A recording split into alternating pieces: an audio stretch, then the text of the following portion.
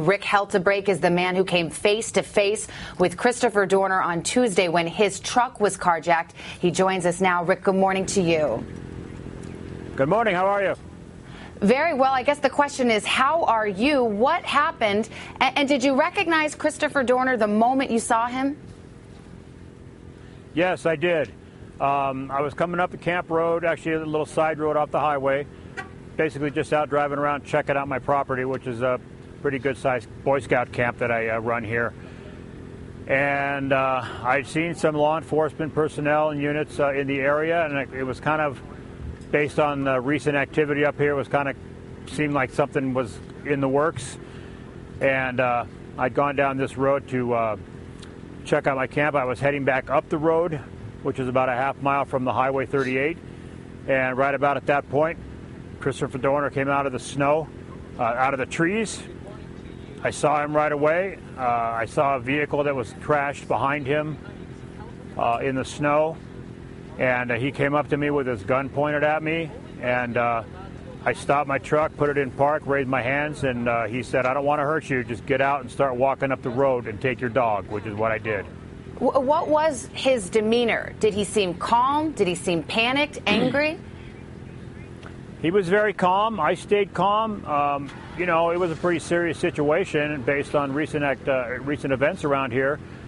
Wasn't a lot of panic. Basically, he told me what he wanted me to do, and I did it. Did you see any other weaponry on him? Obviously, you said he was pointing the gun right at you. Did he seem to have anything else on him? I couldn't tell if he had a sidearm or anything. What I did see was that he was dressed all in camouflage. He had on a vest, like some kind of ballistics vest with a lot of pockets in it with like magazines for his rifle. I heard later that he was throwing smoke bombs, so it could have been something like that in there, but they were full. There was a lot of stuff in there. He was dressed for action. What a harrowing ordeal for you. I assume you feel very lucky to have escaped unharmed.